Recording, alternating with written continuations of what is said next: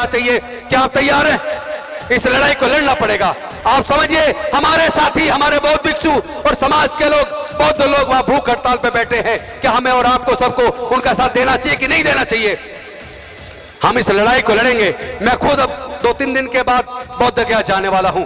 इस लड़ाई को तेज करेंगे। हम जानते हैं ये लड़ाई कुर्बानी मांग रही है, हम कुर्बानी देने के लिए तैयार हैं, लेकिन अपनी होते हैं, लेकिन आधे सदस्य पंडे होते हैं, ब्राह्मण होते हैं। आपने क्या कभी देखा किसी क्रिश्चियन के चर्च को मैनेज करने के लिए मैनेजमेंट कमेटी में क्रिश्चियन से अलग किसी और दूसरे धर्म का आदमी हो? आपने देखा किसी मस्जिद को चलाने के लिए मैनेजमेंट कमेटी के अंदर मुस्लिम से अलग किसी और धर्म के आदमी हो? आपने कभी देखा किसी गुरुद्वारे के अंदर सिखों से अलग किसी दूसरे धर्म का आदमी मैनेजमेंट कमेटी में हो? आपने कभी देखा किसी हिंदू मंदिर के अंदर उसका संचालन करने के लिए किसी दूसरे धर्म के हो? तो फिर बौद्धों का आस्था का केंद्र, जहां तथागत बुद्ध को ज्ञान की प्राप्ति हुई, उस मां बोधि टेम्पल को चलाने के लिए मैनेजमेंट कमेटी में बौद्धों से अलग आधे हिंदू क्यों लगे? उस एक्ट को खत्म किया जाए, इसके लिए बहुत बड़ा आंदोलन चल रहा है। पटना के अंदर रैली की हम गए थे और इस वक्त वहां पे भूख हड़ताल चल रही है। बोध गया के अंदर भूख हड़ताल चल रही है। अभी पूरे 1 महीने पूरे बिहार में रथ यात्रा निकाल के लोगों को जागरूक किया गया और वहां लोग, बहुत बड़ी मात्रा में लोग भूख हड़ताल पे बैठे हैं। मैं आप सबसे निवेदन करता हूं, आप सब लोग मुल्क के पूरे देश के लोगों को, आप लोग कहते हैं कि हम बौद्ध हैं, बौद्ध विचारधारा को मानते हैं, तो क्या आप ये नहीं मानते कि बौद्धों की आस्था का केंद्र महाबोधि टेम्पल वो मुक्त होना चाहिए, ब्राह्मणों से मुक्त होना चाहिए, पूरी तरीके से बौद्धों के हाथ में आना चाहिए। और मानवता का संदेश देने वाले तथागत भगवान बुद्ध हमारी हजारों साल की गुलामी को तोड़कर हमारे जीवन में विकास का रास्ता बनाने वाले डॉक्टर बाबा साहेब अम्बेडकर जी, संत गुरु रविदास जी, संत गाडगे जी, ज्योतिबा फूले जी, सावित्रीबाई फूले जी, फातिमा शेख जी, नारायण गुरु जी, डॉक्टर बाबा साहेब अम्बेडकर जी, माता रमाबाई जी, जगदेव बाबू कुशवाहा जी, रामस्वरूप वर्मा जी, ललित सिंह यादव जी, मान्यवर कांसीराम साहब, बुद्धप्रिय मौर्य जी और तमाम समाज के महापुरुषों के चरणों में नमन करते हुए आदरणीय भिक्षु संघ, मंच पे बैठे सभी अतिथिगण, नेतागण और सारे मेरे साथियों, उपासक उपासिकाओं, सभी को क्रांतिकारी जय भीम, विनम्र नमो बुद्धाय। साथियों, बहुत सारी बातें हमारे अनेकों साथियों ने कही, लेकिन मैं एक बात आपसे पूछना चाहता हूं। ये 9वां राष्ट्रीय बौद्ध सम्मेलन है और इससे पहले मैं समझता हूं हजारों प्रोग्राम पूरे भारतवर्ष में बहुजन समाज के लोगों ने, अंबेडकरवादियों ने हजार प्रोग्राम पूरे देश में किए हैं और उन हजारों प्रोग्रामों को करने में हजारों करोड़ रुपए अब तक खर्च हो गए होंगे।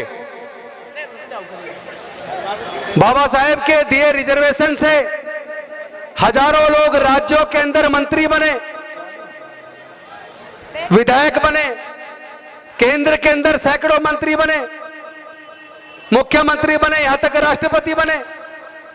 लेकिन मैं एक सवाल आप सबसे पूछना चाहता हूं, जो मंच पे बैठे हुए उनसे भी पूछना चाहता हूं और जो नीचे बैठे हुए उनसे भी पूछना चाहता हूं, जो अकेले डॉक्टर बाबा साहेब अम्बेडकर हमें और आपको सबको देकर चले गए, क्या हमारे सारे विधायक मंत्री मिलकर भी उसको बचा के रख पाए जो डॉक्टर बाबा साहेब अम्बेडकर ने दिया, या वो गवा दिया ना? तो हमने पाया क्या? डॉक्टर बाबा साहेब अम्बेडकर जी ने अपने 5 में से 4 बच्चे गंवा दिए, अपनी जवान पत्नी माता रमाबाई को गंवा दिया, अपना पूरा जीवन जलाकर हमारे जीवन में प्रकाश देकर गए, पढ़ने का रास्ता बनाकर गए, रिजर्वेशन के माध्यम से नौकरी का रास्ता बनाकर गए, राजनीति में रास्ते खोलकर हमें विधायक, मंत्री, मुख्यमंत्री, राष्ट्रपति बनाने का रास्ता बनाकर गए। लेकिन आज की सरकारों ने देश की सारी सार्वजनिक उपक्रम की कंपनियों को बेच डाला, रेलवेज को आधा से ज्यादा प्राइवेटाइज कर दिया, आधे से ज्यादा बैंक बेच दिए, आधे से ज्यादा इंश्योरेंस कंपनियां बेच दी, एयर इंडिया बेच दिया, एयरपोर्ट बेच दिए, देश के बंदरगाह बेच दिए, बाल्को बेच दिया, नाल्को बेच दिया, गैस कंपनियां बेच दी, पेट्रोलियम कंपनियां बेच दी। जहां लाखों लाख लोगों को रोजगार मिल जाया करता था, वो लाखों लाख रोजगार देने वाली कंपनी भारत की सरकारों ने बेच दी। और बड़े मुश्किल से हमारे लोग पढ़ लिख कर बाबा साहेब के रिजर्वेशन से नौकरियों में आए थे, एक मध्यम वर्ग बना था। उस मध्यम वर्ग के चंदे से बाम सेफ चलता था, उस मध्यम वर्ग के चंदे से हमारे सारे संगठनों के प्रोग्राम होते थे। आज वो मध्यम वर्ग खत्म होता जा रहा है। मैं पूरे देश में जहां भी जाता हूं, इतने लोग या तो बेरोजगार जवान लड़के मिलते हैं या फिर बुजुर्ग रिटायर्ड नौकरी से रिटायर्ड बुजुर्ग मिलते हैं। नौकरियां मिल नहीं रही है और शिक्षा को इतना महंगा कर दिया कि हमारे हाथ से शिक्षा भी छिन गई है। ऐसे में क्या इस बात पे चर्चा नहीं होनी चाहिए कि अब हमारे आगे का रास्ता क्या बने, हमारे आने वाले बच्चों का भविष्य कैसे सुरक्षित हो? क्या पैसे के अभाव में हमारे लोग अपने बच्चों की पढ़ाई को छुटवा नहीं देंगे? जब रोजगार नहीं होगा, नौकरियां नहीं होंगी, इतना पैसा हमारे लोगों के पास नहीं है कि अपने खुद के बिजनेस शुरू कर ले। सरकारों से जो योजनाएं चलती थी, जिस योजनाओं से सस्ते दर पे हमारे लोगों को लोन मिल जाया करता था, जिस लोन से छोटे मोटे रोजगार शुरू किया करते थे, आज देश की सरकारों ने scheduled caste component plan fund को भी घटाते घटाते लगभग खत्म कर दिया। शेड्यूल्ड ट्राइब सब प्लान का भी फंड लगातार घटाते घटाते खत्म कर दिया। यानी केवल आपकी नौकरियां खत्म नहीं की, शिक्षा महंगा करके केवल आपके बच्चों से शिक्षा नहीं छीनी, बल्कि जितनी भी योजनाएं सरकार के द्वारा चला करती थी, जो डॉक्टर बाबा साहब अम्बेडकर की कुर्बानी से बनी थी, जिसको हमारे बाबू जगजीवन राम जी और उनके बाद के नेताओं ने कहीं ना कहीं आगे बढ़ाया था, पिछले 30 सालों में सारी योजनाएं एक एक करके दम तोड़ती जा रही हैं और हमारे नेतागण चुप्पी साधे हुए हैं। और जो बोलते हैं उन्हें कुर्सी छोड़नी पड़ती है। लेकिन मैं आपसे पूछना चाहता हूं, कुर्सी को बचाए रखना ज्यादा जरूरी है या समाज की लड़ाई लड़ने के लिए समाज के मुद्दों पे बोलना ज्यादा जरूरी है? हमारे सामने विकल्प रखा कि तुमने बौद्ध धर्म की दीक्षा ली, 12,000 लोगों को बौद्ध बनाया, एक मंत्री रहते हुए तुमने ऐसा काम किया, अब तुम दो में से एक रास्ता चुन लो, या तो डॉक्टर बाबा साहब अम्बेडकर का रास्ता आगे बढ़ाओ, या तो डॉक्टर बाबा साहब अम्बेडकर की विचारधारा और बुद्ध की विचारधारा आगे बढ़ाओ, या फिर हमारे मंत्रिमंडल में मंत्री रहो। हमने कहा हम इस्तीफा भेज रहे हैं, हम डॉक्टर बाबा साहब अम्बेडकर का मिशन चलाएंगे।